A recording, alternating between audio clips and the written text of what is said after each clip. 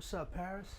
Oh, what's up, man? Hey, long time, man. Long time, dude. 35 years. I guess for 35 years, I didn't count it. Yeah, you got a big family, I'm seeing, man. I got daughters. Yeah. Isn't that something? Yeah, that's, Life will teach you a lesson. Dude. Payback is something else. I was going to say that. It's terrible. I keep telling them it's not your fault that I'm your daddy. Yeah. Because you're going to have to be good, little girl. Yep. Because I'm checking under rocks. You don't know the things I've done. Not all bad, but you know, staying in Mattapan, running in Roxbury, going to school in Lexington. You've been in South Carolina for 20, 30 years. 20 years. 20 years. 19. Me being in Atlanta for about 24 years. You know, you meet people, they ask about your background, because, you know, you just talking, just say, you know, as friends, you know. And I kind of told them, you know, grew up in the city, I went to school in the suburbs. They're like, huh? What do you mean you grew up in the city, went to school in the suburbs? I was a program called METCO, you know, and I was fortunate to be in. And I explained it to them.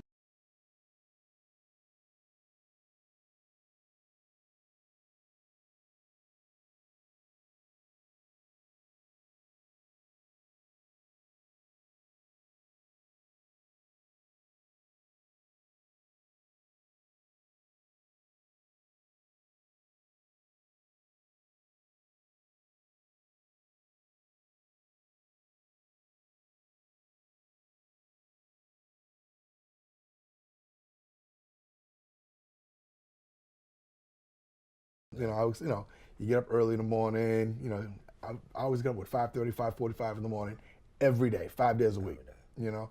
Got to catch the bus by 6:25, 6:20, somewhere around that area, you know, and then get on the bus and you got to go through the city and then hit the highway. And they would look at me like I was crazy, you know, and they were like, why did you do that, you know? And I was like, because the education system in Boston was horrendous. That whole experience was it was like we lived two lifestyles. You live two different You know, lifestyles. you lived your home, hood, black, whatever you want to call it, you know, your city life and dealing with you and me and everybody like us, and then you get on a bus, drive 20 miles, and bang, it's a whole nother world. And we had to learn how to maneuver through that. You know, we had to learn how to talk to them, how to react with them, And how to do not to be afraid of us. exactly. Exactly. It's like the ignorance that I've seen. I mean, some of us were ignorant too, but it's like you start in Rosendale, go to Mattapan, Dorset, you pick up kids from each little neighborhood. So a lot of different neighborhoods you welcome in because you know somebody over there in that neighborhood. Exactly. And then, but you go through Chelsea or Southie. We're in Mattapan Square. And I didn't live too far. I might have lived about 3 or 4 blocks up the street. But we would come here because this is where the liquor store, kids hanging outside the liquor store. You get somebody to go buy you a quarter beer, go to the park, play ball, come hang on the corner. You really ain't have nothing to do, but just with the hustle and bustle of the traffic, you just found yourself into something. Oh, you with the first class. Yeah. I started about that time. 1969. Yeah. And they were lined up. The Cohasset folks, students were lined up, waiting for us, and we walked through like they were lined up. I think it was probably some of their first time seeing black people. Yeah.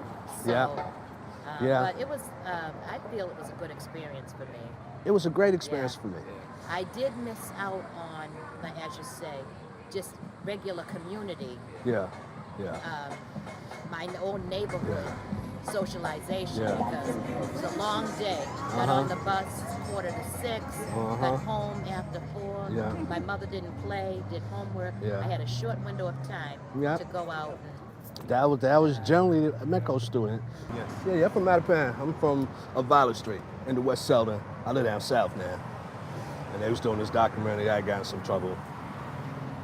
How METCO, you know, well, you said you was in Scituate? Okay. What town you went to? Scituate, yeah. Was you from Mattapan when you was getting on the bus? Or you live in Roxbury? You was in Dorchester, so the bus went you and took out to Scituate.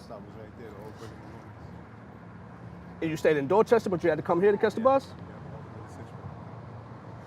5:20 in the morning. 5:20. Yeah. Well, actually, me and all my brothers went, because when we first started, I was in Academy Homes. And then we moved to Mattapan. I had to be the bus at 5. Because they would start this side from Rosendale, Mattapan, Dorchester, in the Berry.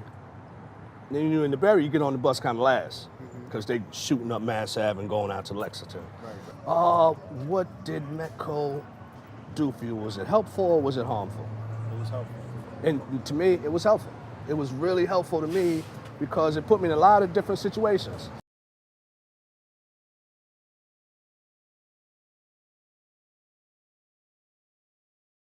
My 17-year-old, he's out here in the streets. He's been missing from home. Today will be 28 days. Oh, damn, and dog. he's in this area, and I work. Yeah. Boston Police, State Police. Yeah. You know what I mean? Yeah. 7 Yeah. days. I Yeah. got 4 boys. Yeah. And I went to school in Situate. Yeah. Whereas he went to school here in Boston. Yeah. Dorchester. Yeah. So, you know what I mean? I had structure. I was up there in Situate. It was mixed cultures, black, white, Hispanic, Yeah. Asian. Yeah. But even with that, me being in Lexington, I fucked around and caught a case. And that's pretty much the documentary about, like, how can the dude that been in so many different places, you know what I'm saying? Like the white folks is thinking, well, damn, he was a good kid. I might not do what Jim do no more, but I know Jim from 8, and Jim might be slinging or whatever, but it's be hard for him to grasp, well, how do you even know somebody like that? Because they way the hell out here. Only people they really know is like TV and the Huxtables. It's tough, man. All we could really do was keep a positive attitude, man. But, you know. Got 3 daughters, right? It's like, they don't know why I do what I do, but it's like I'm always trying to keep my hands on them. I was trying to keep my hands on them because I'm like, it's so easy to make a mistake. Even though I know they're gonna make mistakes, it's only natural.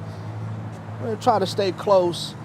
And sometimes you can say them, sometimes you can't. Then sometimes society will look at you like, oh yeah, he came from here. Nah, it ain't like that all the time. It ain't like that time. You get out here and you start touching these streets, you got to have some discipline. And everything that look good ain't good. Shit that come fast ain't fast. Fast money go fast every goddamn time. You work for that shit, you hold on to it. Peace and blessing. Yo. Thank you, boss.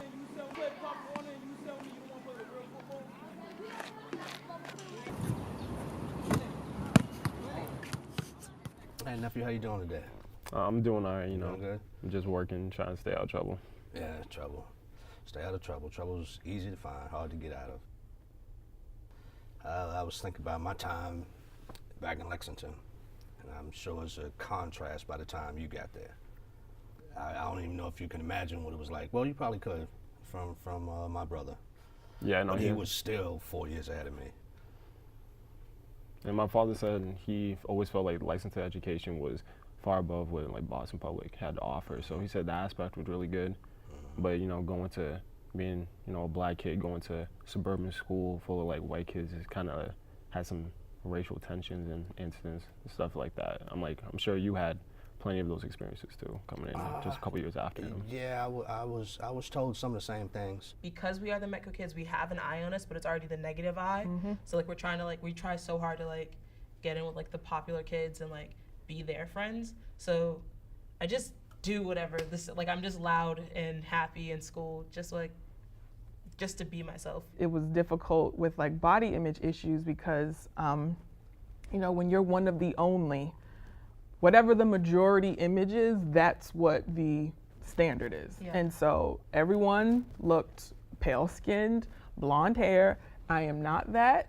Everyone was relatively thin.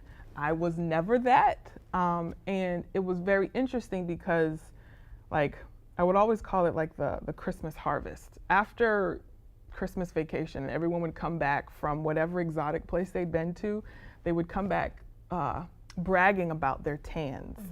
Like I remember one girl, she went to Puerto Rico and she got so tan that she was like, somebody was like, oh, I'm hanging out with my black friend. And I was just, there are moments where I'm just like, I don't, like it's you don't know what to say because it's just like you're blatantly being racist. Yeah, whatever Caribbean location they went to, they would get like cornrows and beads, and they'd be like, oh, well, I got this person to do that, and it only was $5, and I picked these beads, and I'm like looking at like, those are the same beads and cornrows that I have, but when they're in my hair, It's not as it's fun. not fantastic. But when it's yours because you got it in Puerto Rico, that's supposed to be fantastic. Beautiful. And then I would hear them talk about, well, you know, I got a tan, but you know, I didn't want to get too dark. And I'm like, what the hell is that supposed to mean?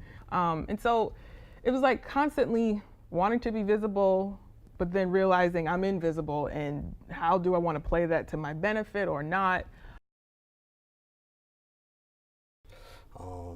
You know, I mean, you watch the news today, 2017, and you know, saying Black Lives Matter, but then, you know, going out there, my mother and father had the same fears, which I'm sure Ricky and Ricky would tell me.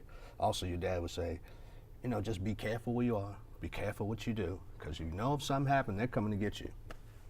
It doesn't matter if you did it or not, but you hang around with 10 white kids, you know, his dad might be the town police, he could be a prominent lawyer, and you're this kid from Mattapan.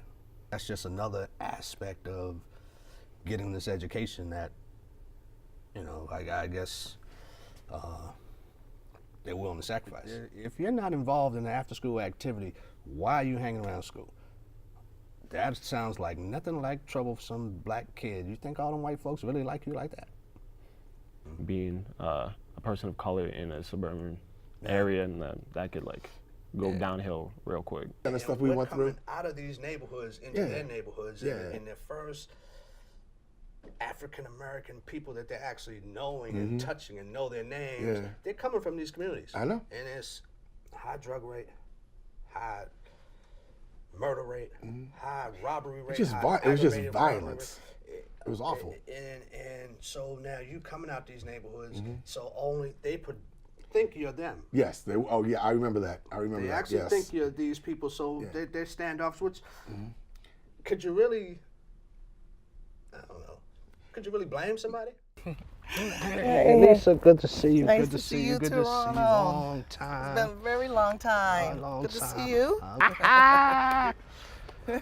Brother. Oh, what's up, baby? Good to see you, man. How you doing? See you, man. Long time. I know that girl. Long time. Yeah. Nice How to y'all see been? you. You ain't a halfback no more. You a fullback. You ain't a halfback no more. And then when we moved up there, then all the white people left. We was like the first black family on Violet Street, and a year and a half, 2 years, every white family was gone except for one. He lives on Morton Street. He said they were the first black family down on Morton, down the corner from Yep. And they said they used to run home.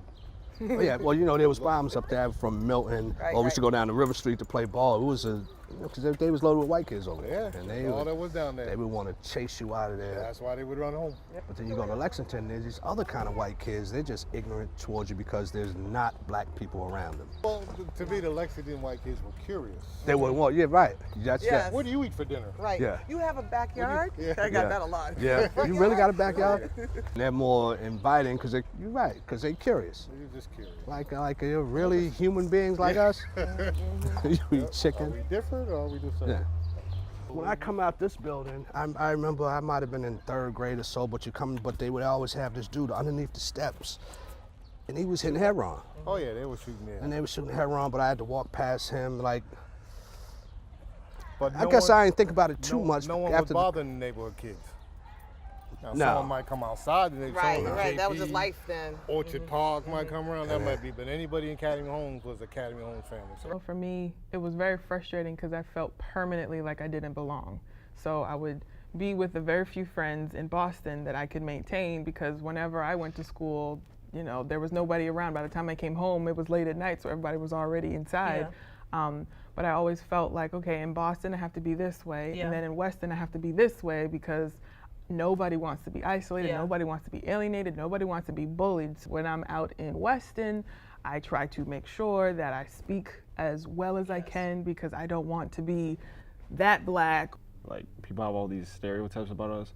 A lot of times people back home also had stereotypes about me. Like, I got accused of like talking white because I didn't use a bunch of slang, and I was always up on all the lingo that they used, or I presented myself more professionally.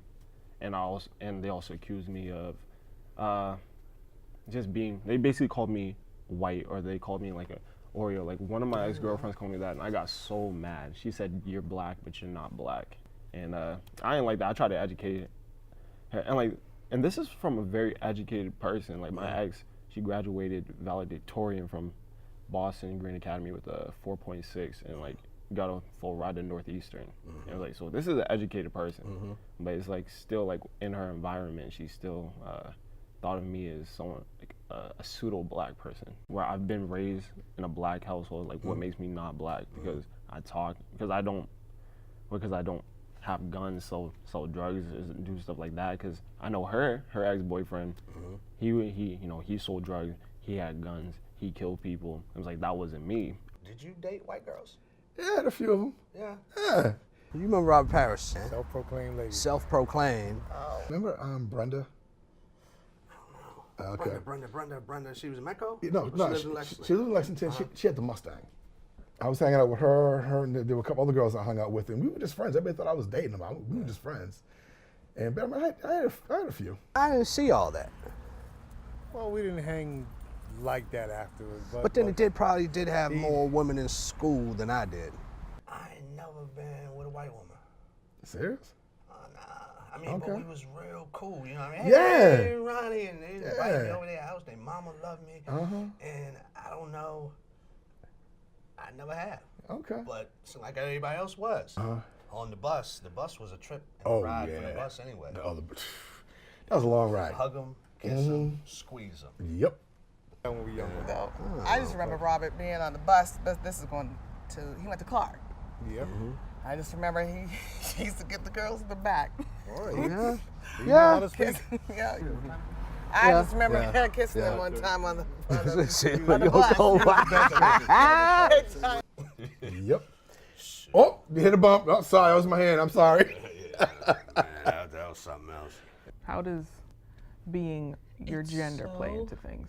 Different being a girl than it is a boy in the Metco program. I think there is so many different types of bullying that happens as a girl, coming from both male and female people in Swampscott, and you don't fit in as well until you make a voice for yourself. I always felt like as a black female in Metco, in Weston, they didn't know what to do with me. Felt like even if you weren't an all-star boy, if you were at least on a team, it was like, great, you at least make us look good, you at least make us look like we're diverse, you at least give us the threat because you're a black guy on a basketball team, and the other team might think like, oh, well, that's the star, and it's like, he might not be, he might be right on the bench, but somehow it adds to some diversity of appearance or some cultural cachet if you're a black male. I wanted you to keep playing basketball. It was Well, I mean, that's me. It's like, I love basketball. My friends were all into it, so that's when I started He playing. shot up. I said, yeah, we got one now. I'm like, yeah, I don't know. I went to high school, I think I was 5'3". Went to high school. Then, like, in 1 year, I grew 10 inches. And then all my friends wanted me to play basketball and stuff like that. But so I played because they did, but I got on the court, too much anxiety and just, crowd, refs, teammates, depending on you. Kind of like the anxiety kind of got to me. It's like I wasn't able to perform at my best, so I had to take a leave. I just stepped back. I was 5'3", came into high school. I'm not confident. I have no hair. I didn't have a beard. Like I had a squeaky voice, and I feel like because I was in that environment, I still stood out, and people expected me to do such and such, but that just wasn't me. And I kind of feel like not only did I surprise people, I kind of disappointed people. Like people would like all smile, get a beat, and be like, "Oh, Ricky, rap for us" or something like that. But there were other students who kind of embraced more like the stereotypes, and I kind of never wanted to go along with that because I felt like they kind of just looked like show dogs. You know what I'm saying? They embracing all these stereotypes, doing all this stuff, but I felt like everyone's just watching them, and if you're at the lunch table, someone like see you at the table and they'll start a beat, expect you to rap on a beat. I'm like I don't rap. I'm like not every black person You raps. have to be a rapper. Because I was in Metco, some kids would kind of like put you down a little bit because you're not really as tough as us. Because you go out there with them white boys and this and that. You know, I think he calling us up. Cause you go out there with them white kids, and some kids, they don't understand. And sometimes you get prejudice within your own race, cause they just don't understand. Or they make you think that you better than, or you better than them. Cause you going out here to these affluent schools, they paying high taxes, they got all kind of different things going on. So yeah, you would get it, but a lot of times we play so many sports around here, and sports usually level the playing field. So because you good at playing basketball, you go to this park, and yeah, he go to Metco too. But other thing about Lexington was a powerhouse in basketball. It really was.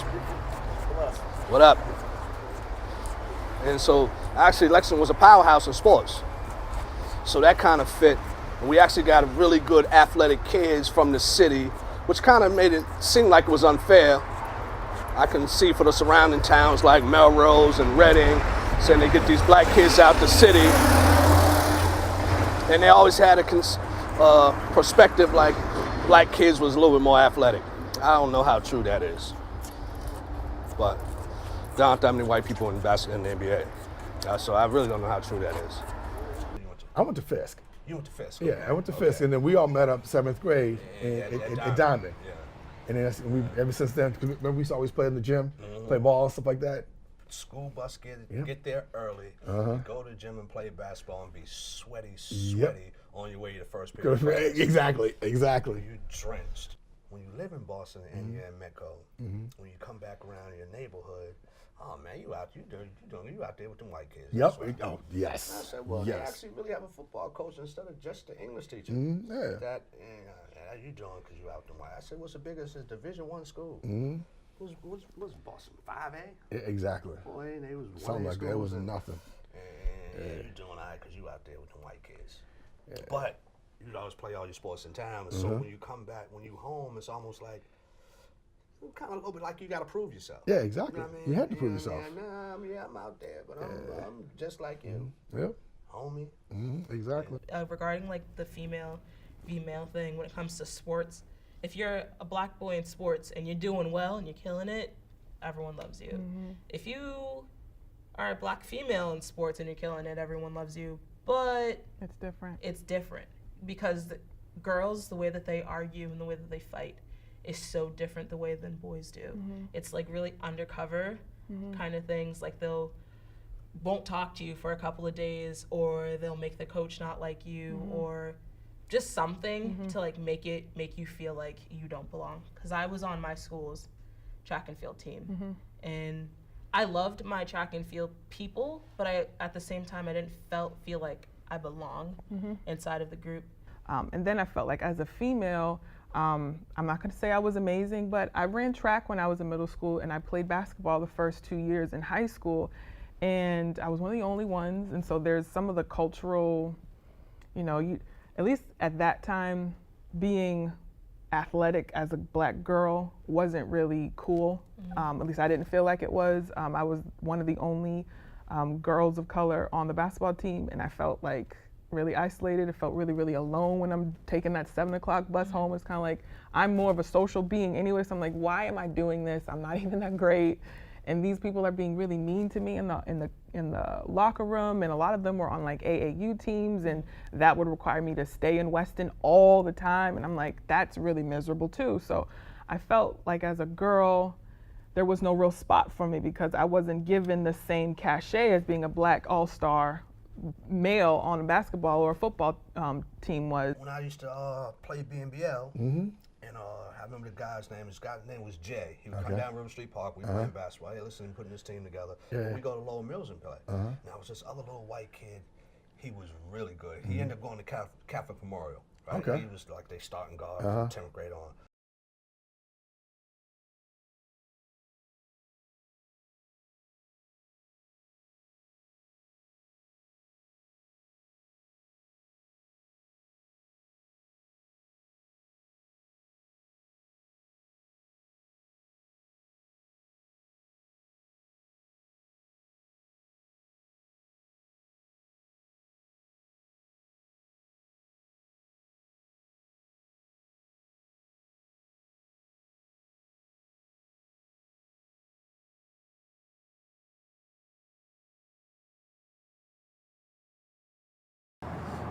They called me Spider because seemed like I was into everything. I knew this group of kids. I knew this group of kids. I was listening to AC/DC, Led Zeppelin, and like the different, I mean, it sounds funny, but I'm not gonna say the different classes of white people in Lexington, but the different groups. And some of them didn't mingle. Like, this is a bookworm, or he's a jock, or he likes heavy metal and acid rock. But I actually could get along with somebody, a few in each one of those crews. Whatever happened to that car? The Deathmobile. Did we call it, what did we call it? Deathmobile, something like that. Yeah, we had some times. It had a Yeah. 442 in it, a 71 Buick Skylark. It was one of them gas station cars. Yeah. That, my father ran a gas station, and it had too much power for me. Yeah. And then it was wet. I remember. And we spun around. We spun around. Hit the bridge. 12-year-old taking care of other kids. Yeah. A 17-year-old who, like, it is so stressful to be that strong all the time. And who's there for Fatima? True. Is anyone else taking care of you? Yeah, it was a hard question. It's heavy to answer, but not really. I say not really because I know I have people who care about me, but I don't always reach for help as much as I should. Going to school in Swampscott, I do have select people in my building that I do trust enough to help me when I'm going through a tough time. In the METCO program, depending on the town that you're attending school in, all depends on how much support you get.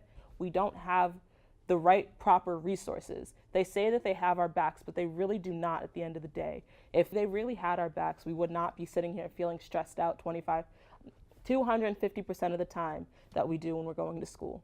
I've struggled with depression and anxiety, and as soon as I left school, when I came back, I was given 3 days to take a time out, but I had to come back to school and I had to re-enter that school system and act as if nothing happened. I don't have, some programs don't have the help like I did to be able to get back into the system and get back on track with their homework and get back on track with their schoolwork and be able to have the social skills again to speak to these people and get back in that rigorous activity.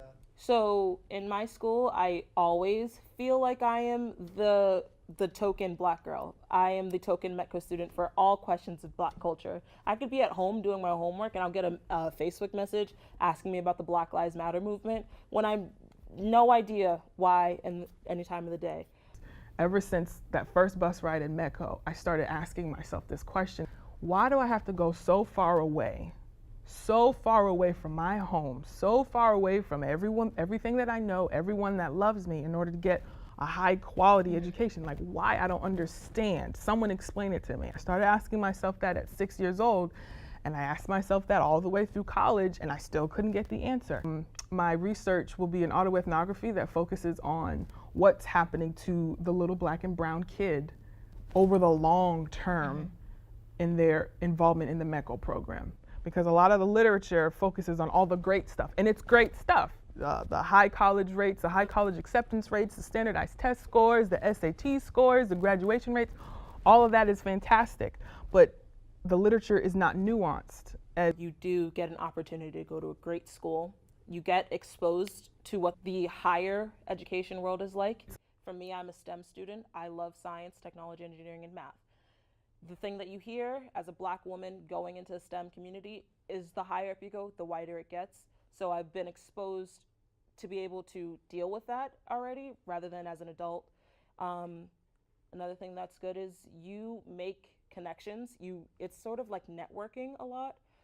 I network with a lot of people to be able to get scholarships to Smith and Mount Holyoke and places that I want to go later on in life. You don't have someone who's there to help you at 5:30 in the morning when you don't feel like getting out of bed and getting on that bus at 6:25 in the morning. You don't have the people who are sitting next to you at 7 p.m. when you're taking that after your basketball practice to go home at 10 p.m. and do your homework and say, hey, I need help. Well, what happens at midnight when that kid doesn't want to go to the school because they're experiencing a racist teacher who they can't talk about or talk to because everyone's just telling them, well, just suck it up because you're there for a better reason. So what's happening long term?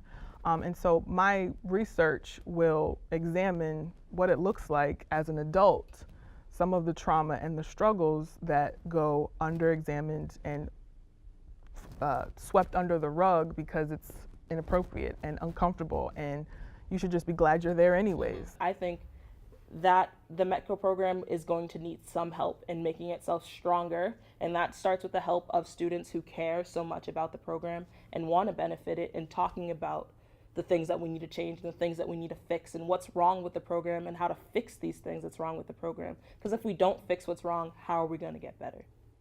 I can just imagine the drastic change from when I was there, from your father was in Lexington, to actually what it is now. Because it seems to me, even though I haven't been back, yeah, I'm like, there's more Asian people. It's more diverse when I was in there in the 70s and the 80s. That might have been like the first thing my dad said when he came to visit for a parent-teacher conference in middle school. That was the first thing he noticed. He said so much diverse, you know. There weren't just a bunch of different cliques or races. Everyone seemed pretty unified and to get along. He was like really surprised to see that. Yeah, something like that. Something like he said. He was like, when I was in school, I didn't really understand why they made all these rules. Like, I can't be in Lexington unless I'm in school or I'm making up a test, meeting with a teacher, sports, etc. They didn't want me going out there on the weekends. They always wanted me to stay, you know, in the right crowd, stay out of trouble. And at first, I didn't really understand this, you know, but I was a lot younger, you know. I feel like I've matured and grown up. I've kind of been able to see what they're coming from, you know. Your father, he also has the experience of me, being incarcerated, going to court, going to trial, stating I didn't do it. But you know, how many people say they didn't do it? It was like everyone says, oh, you have to play basketball. I didn't even like basketball. My friends liked basketball, so I didn't even get into basketball until like I was 15 years old. Like I was already halfway through high school. There's a lot of stereotypes. It was the same like in my time. So you decided to stop playing basketball, and I wanted you to play basketball. I guess I was being biased because that's something that I did, and I just knew that you was gonna be good at it. After I stopped, my parents made it very clear there's probably no reason that I should be after school because they didn't want me in Lexington. So yeah, your dad would say, you know, just be careful where you are. Be careful what you do, because you know if something happened, they're coming to get you. It doesn't matter if you did it or not, but you hang around with 10 white kids, you know, his dad might be the town police, he could be a prominent lawyer, and you're this kid from Mattapan. Yeah. I mean, which makes, to some people it might not make any sense, but which makes logical sense to us, but that's just another aspect of getting this education that, you know, I guess they're willing to sacrifice. You know, they knew the system. So what took your interest? What replaced that? Yeah, I've got more into, you know, anime and manga. And it ain't a code or anything, right? Nah. Anime is just like the Japanese word for cartoon. But cartoon, okay. When you hear anime and cartoons, people automatically think like stuff like so you're watching like Japanese stuff like SpongeBob or some crazy superpower stuff, but really you can get in depth. Like there's a lot of psycho like thrillers and like some like or like Dragon Ball Z. That's an old one you probably heard of. So manga is basically I've heard of some manga. Yeah, so manga is basically a Japanese comic book. You read it right to left. It's like, and then the animated version would be anime, which would be the actual like cartoon movie, etc. So I feel like it just allows for the story to have deeper plot and like they can like show the plot better. So I get out of school, do my homework. About the time I finish that, and just hop on the TV, Toonami starting, and I basically just fell in love with it from there. Unlike basketball, there was no point where it became a job for me because it was just something I did in my leisure time. I enjoyed it. I feel I was lucky enough to, when I came into the MECO program, there were actually only 3 other boys in the MECO program in my grade. So in our elementary school, there were only 4 MECO student boys. Okay. And basically, just from the jump, we kind of just create a close knit like bond. You know, like we're coming from Boston, things, going out to Lexington, and luckily, we were all 6. We all loved like anime and stuff like that. I feel like we'll always have like a bond, but over time we did fade away because thrown into this foreign environment, you just grab onto anyone who like looks like you or like thinks the same way as you. So, but as you mature, my friends, we kind of like grew distance because like I feel like long-lasting like friendships can't just be held together by you're black, I'm black, so we're gonna be friends forever. So. And so I started writing in my 7th grade and 8th grade year, and because I felt like at home I was the eldest and I had to be a certain way, and then when at school I had to put on a happy face and be a certain way, can't be black, can't be too black, gotta be this, gotta be that. I knew I was always under the gaze, white gaze. So I found now that I think about it, slightly morose, but it was one of the most peaceful locations, which was, I used to go to like the Forest Hill Cemetery, and I would just go there and just write. Whatever I was feeling, whatever I was thinking, I would just write and write and write, free of judgment. I didn't have to be anybody but myself. I didn't have to be anyone for anyone but for myself. And I found a lot of freedom in just being at a place, and I kind of liked being there because I was like, no one's gonna bother me here. Who wants to go to a cemetery? And so I found a quiet little corner, and I would bike there after school or on the weekends, and I just go there for hours. And that was kind of a turning point for me personally and academically, where I realized nobody can take care of you like yourself, and all the things that you're going through, you got to be your own life preserver.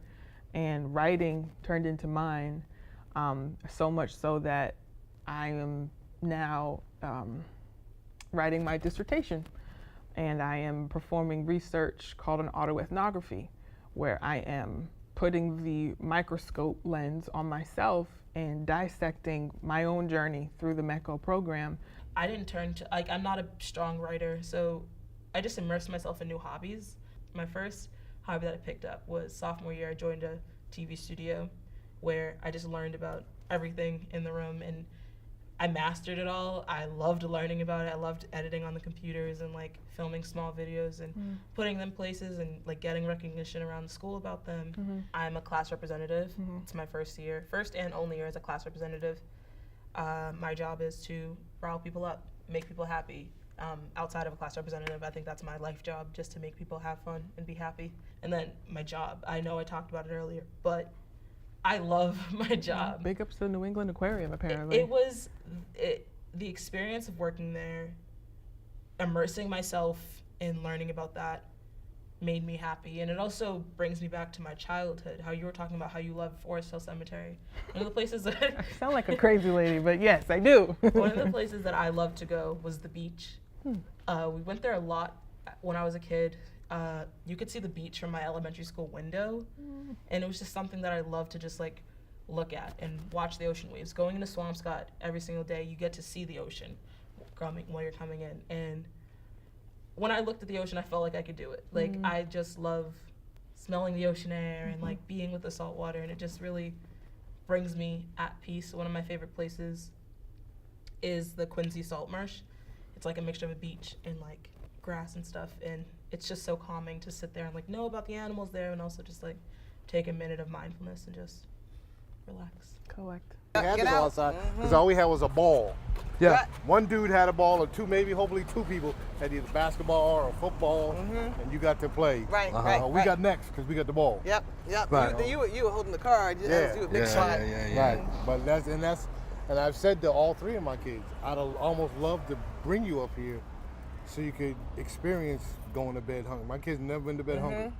Right. We were fending more for ourselves it was too. okay. We were like more of our There were own bad self. people out there, but it ain't like now. You got the internet, you can see them every bloody Right. 5 minutes. I always knew that people were talking shit about us behind our backs.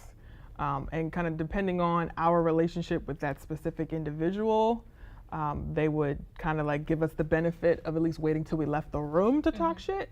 But it was kind of more of the only time that we could call them on it is if they actually said it to our face.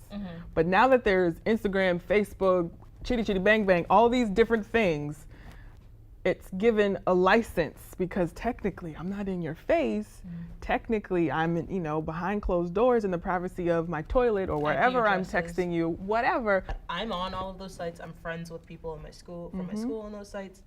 And it's kind of weird to see like the differences in likes. I hate to make it about likes, but like the differences in likes between the black girls pages and like the popular white girl pages. Like when I wear my natural hair out, I feel like I get less likes than when I do when like if my hair were to be straightened, which I never do. So I made the mistake of rocking a fro one day and they looked at me like either I had decapitated myself or like, what is wrong with you? Run a comb through that or do something like, but this is how my hair grows out of my head. I remember the first day I wore a real fro. So I was rocking the 1960s fro freshman year of high school. I felt very vulnerable and exposed. It's given people this new lease on language where it's like, hey, I could talk crap, I could say whatever I want as offensive, and I'm defending my First Amendment right to be as offensive to you as possible. One thing that I do with the Anti-Defamation League is we go to our school's middle school and we sit with the kids, depending on the age, we do 6th through 8th grade and talk to them about bullying, what's going on social media. And something that I'm noticing a lot throughout all of the grades is there are these apps, they have their Instagram, they have this thing called Yik Yak after school. There's a new one that just came out called like Sarah or something, where you can anonymously say anything you want to kids. And it's terrible. And when the younger colored kids retaliate and say something back to them, then they're the ones who are wrong. They're painted as horrible people. And I try as my might to teach the younger Metco students, because I've known them for so long, what to do and what not to do in those situations. I say it's better to report than to retaliate, and I try to teach them. Unfortunately, when you are in Swampscott, when you are not at home, you have to sometimes let things go, and you can't always hold on to them and be that person. Like sometimes you gotta be the bigger person, even if you are 12 years old versus another 12-year-old, but unfortunately. That's trauma. That is traumatic. Like even listening to you talking about taking care of the other kids, you're 17. You should be making sure you're all right.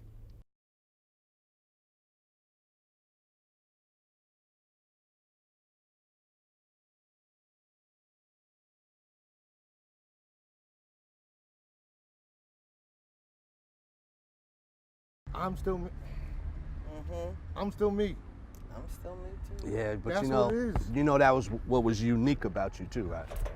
You know what I mean? Because we that's try, not always a good thing. yeah, well, no, but we trying to get, you know what I'm saying, fly. We try, you know what I'm saying? We trying to be hip. We trying to get girls. We trying to get high. I don't give a damn about that. You ain't did none of that. You ain't give a damn, but it's like you never left us. Right, no. right. Cause I was just about having fun. Remember, like you would come up to I remember Mattapan. that, yes. You would come to Mattapan. This is my man stuck, man. Da da You know da. why? 'Cause Go to I was Lexington. old enough to buy liquor. Yeah. Well, I was the first one that had had pictures. It's like you Yeah, don't I drink. You remember don't. They that say, no, man. You sure you all right? And by the time you leave to go back to Roxbury, they like, man, he higher than us. He's you sure he ain't high? You be He surprised. ain't drink none of that Yukon Jack that we was drinking. Damn Yukon, straight syrup, 100 proof syrup. what would you guys do, like around here? Right here, we have races. We would race because everything was about sports and athletics, right? Well, you The didn't more have, athletic, the more but you can you catch a didn't have football, the more Nintendo, the you girls didn't like have you. Xbox, you didn't have You had PlayStation, to come out You didn't here. have 500 channels of cable or TV. No. There's only one TV now. Get out. Right. There was a swing set over there. There was a You swing could set right play there. on the swing set. And then the other thing was here. This was one end zone. The Yeah. other That's curve was something the other that's end on- zone. But you know what's Real interesting? The sign that I saw up here, it says no ball playing.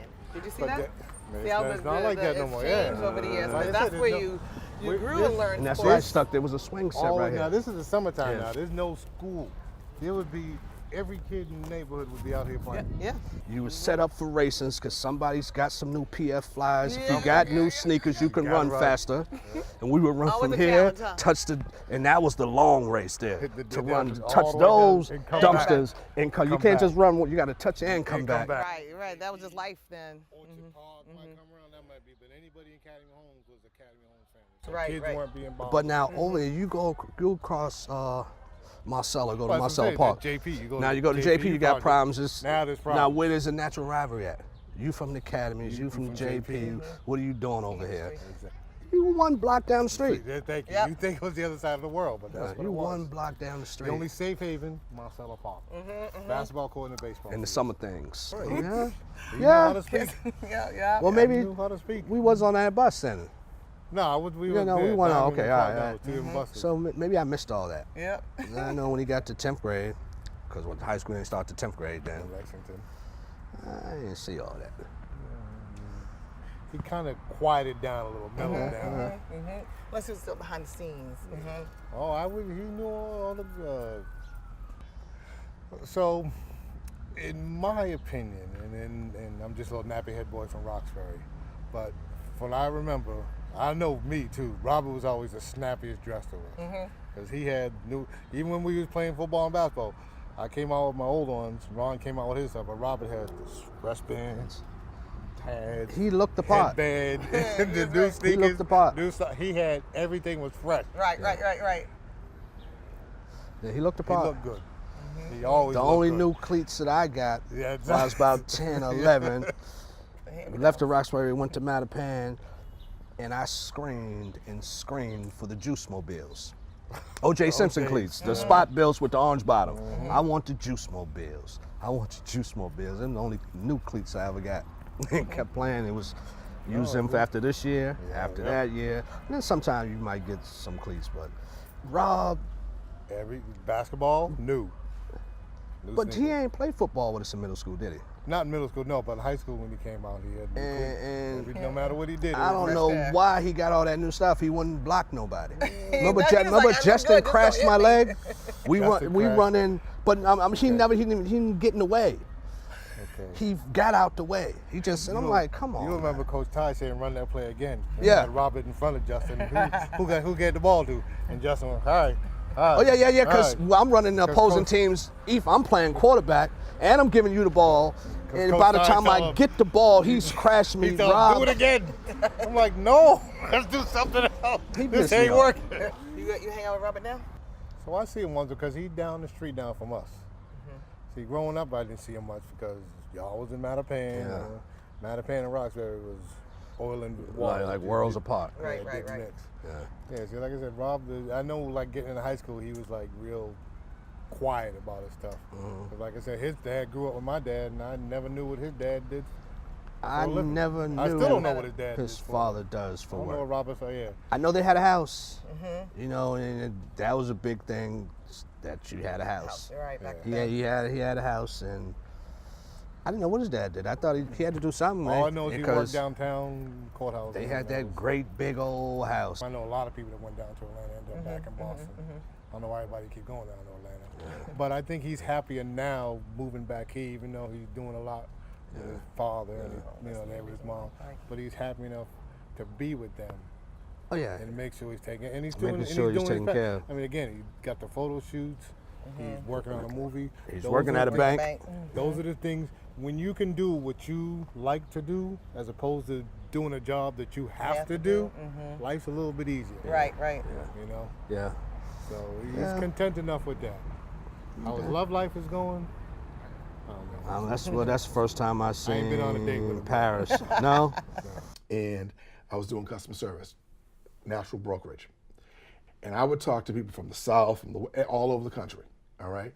And they had no idea who I was, but I learned how to talk that way through Lexington, through Metco, listening, watching the powers that be work with each other. And I'm like, okay, because I mean, there were times when we had some issues on Lexington, you know that, you know, but it taught us how to actually put it all together, and I can mesh both worlds together to benefit me.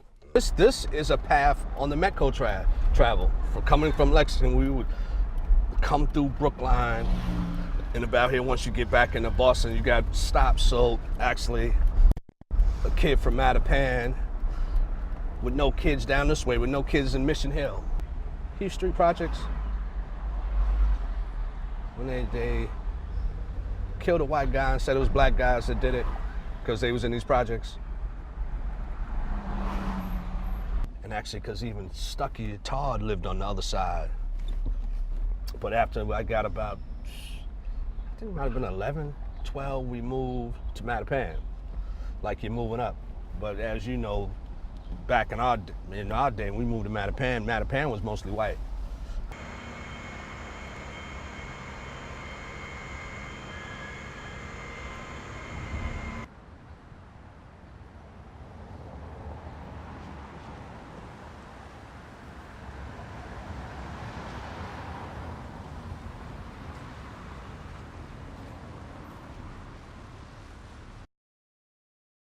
Like when I go home, we talk about what tribe we're from, the food we eat. We talk about what was like my dad growing up, and I always ask him like, would you have rather me grown up in Sierra Leone? If my parents always want the best for me to be better than them. I think that's the whole American dream that he was following. He wants his children to have a better life than he did. So he's always pushing me to do good in school, make sure I get good grades, even though he doesn't always check up on me. And I know that he cares and thinks and knows that I am doing well in school and making sure that I'm going places in life. Everybody in my neighborhood, we used to have a little football team. We was little good kids playing. Our name was the Ghetto Bastards, because nobody had their real daddy in the house but me, really. Because actually my mother and father, they're still together today. That helped me. Helped, I ain't gonna say helped and hurt, but that always helped me. My problems would always come when I'm off work. When I go hang out, I like to go play basketball. You hang in some parks that are less desirable, but if you can play good, you want to get in these parks. Or you want to be picked and see how good you are to measure up against the other kids in the city. Then after the game's over, you hang out, and the bad part comes in, you sit down, you drink a beer, smoke a little weed, you're chasing girls in that neighborhood, and you know, it's just round and around and around. So from every aspect, I touched so many different people. In the end, it all collectively helped me in a bad situation, as I look back on it now. And from getting out of high school, going away to college, coming back home, and finding myself in trouble, because that's not usually the path. Usually the path is you leave here, you go to college, you get a better job because you're college educated, and you grow. And I left here and I went to college and I came back here and I'm facing life in prison. So it made me think about a lot of people I've touched through my life. Sometimes I think, what do they think about me? I don't really care because it's taken me so long to realize that I'm just one person. I can't be. There was a point where it was like Swampscott Fatima and Boston Fatima, and living Boston and Swampscott Fatima, it was so hard. It was like really stressful. Something I struggled with started when I was about in 7th grade, and I was similar to you, feeling like I can't be 3 Fatimas. I felt like I couldn't be 7 Candaces, and I started to really implode. And I was struggling with depression and suicidal ideations and anxiety, on top of it kind of not being culturally acceptable to need to go to a therapist. And so I was like, nothing's wrong with me. I just need to, shake it off. I'll be fine. I kind of went through the same situation. My depression was most severe between my 8th grade and 10th grade years. Throughout that period of time, I tried to attempt suicide 12 times. It was a lot. I had a lot going on between family life and school life. But then those dark places got even darker, and I reached out for help to my mom, and she gave me a notebook. It was clear something was wrong. So she gave me a notebook and she said, look, if you're not gonna tell me, write it down.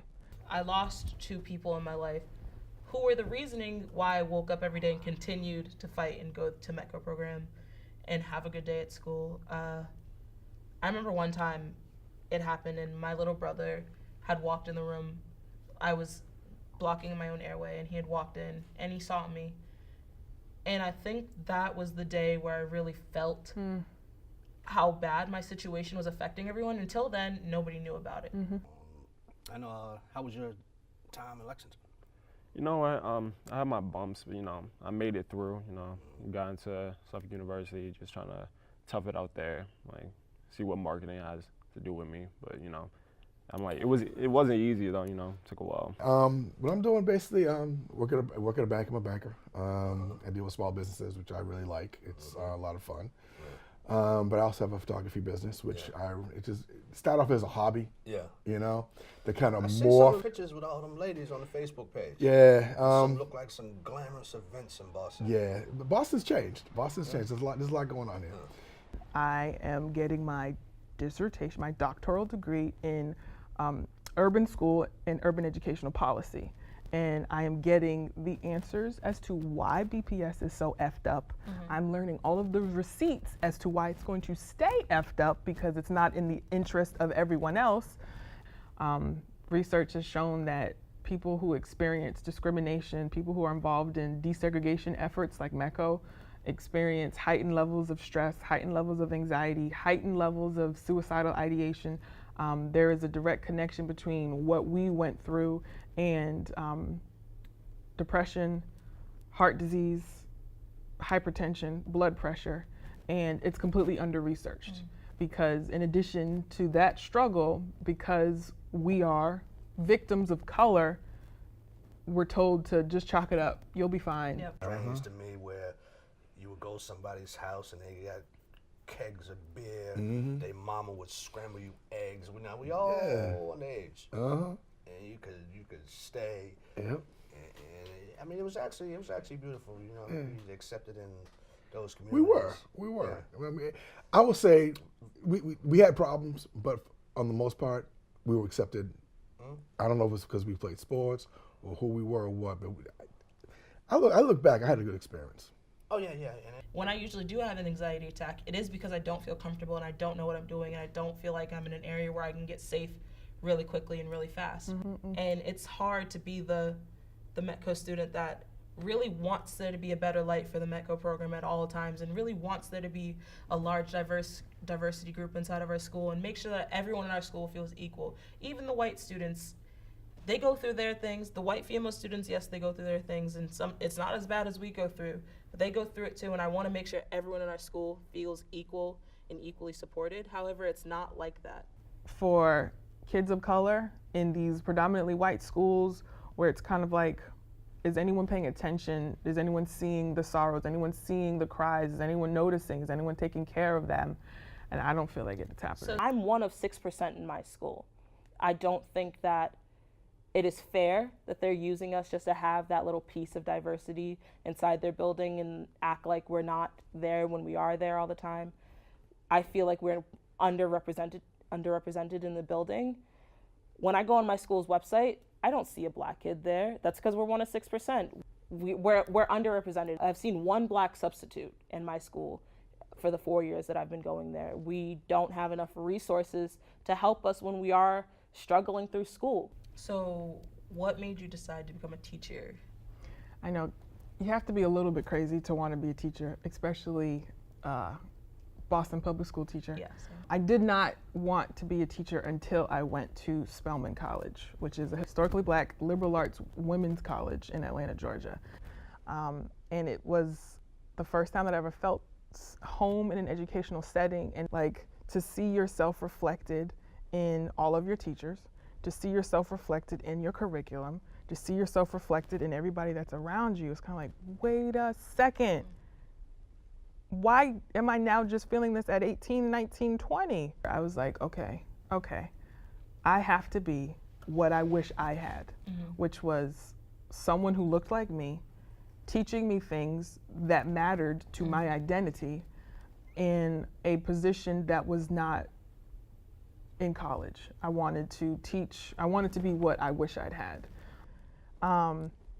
And at Spelman College, they make you take this class called ADW, which stands for African Diaspora and World. And essentially, it's reteaching you everything that history class should have taught you, as far as African diaspora across the entire world, beyond the slave trade, because God forbid blacks existed beyond slavery, the kings and queens, what blacks look like in Brazil and in Europe and in Paris, and historically speaking and contemporarily speaking. I've been teaching in Boston Public Schools for this is my 9th year, and I love it. and I am passionate about my kids. And there's just something so powerful about, you know, getting the free reign of teaching Malcolm, Marcus, Martin, Mandela, and Assata Shakur, and Afeni Shakur, and being able to contextualize all of that, and it's exactly on par. Exactly what you should be learning, exactly how you should be feeling. You should feel empowered when you're in a classroom, not dehumanized, which is how I felt. I felt like the only time I existed in the classroom was in February, and when we decided to learn about the Civil War and slavery. That's the only, you mean to tell me that's the only time I exist in a curriculum is when I'm enslaved, or it's February and you just learn Langston Hughes? At my job at the aquarium, I work in community programs. So reasoning why I chose that specific department is because I want to give back to my community as best as I can because I'm never there. I'm always in Swampscott, and I feel like I'm giving so much to Swampscott while I'm in school. Sometimes I forget to give back to Dorchester and Hyde Park and really where I came from. So I'll go and bring my animals, I'll bring my lobsters and clams, and I'll go to the Dorchester YMCA, and I'll teach these kids about something that I was not given the opportunity to learn about until I was in Swampscott. Like, but you know, you can't make everyone in the world not racist. So it's like racism's still alive, but I feel like it's definitely getting better. I feel like Metco has been like a good bridge to like bridge the gap between, you know, like suburban areas and more urban areas. I feel like it is getting better. There's still problems, but I feel like you know, it's definitely has had a positive experience on me and, to be honest, my entire family, like our entire family. There's a lot of stuff even as an adult that I'm trying to figure out. Certain triggers that I have, certain people I still can't be around because it kind of ignites anger that I'm realizing I was spawned as a student, but as an adult, I'm like, why do I still feel this way? Why am I still hurt? Why am I still frustrated? Why am I still angry? Why do I want to strangle this person when they've done nothing to me? But they somehow represent something that happened years ago that I never ever figured out.